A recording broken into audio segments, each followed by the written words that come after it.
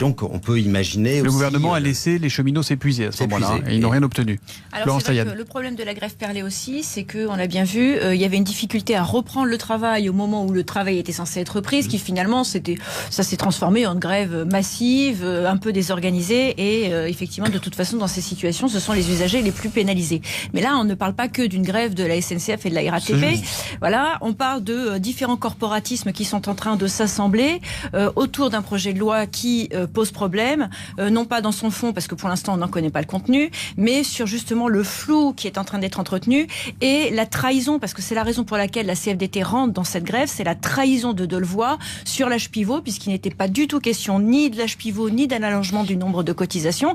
Et c'est bien là qu'il y a une frustration et un braquage complet de la CFDT, c'est qu'il y a eu trahison des engagements de départ. Donc il est temps effectivement l'âge pivot, c'est l'âge en dessous duquel on n'aura pas droit à sa retraite à taux plein. Voilà, à taux plein, alors qu'à la base, il y avait un âge de retraite auquel on ne devait pas toucher.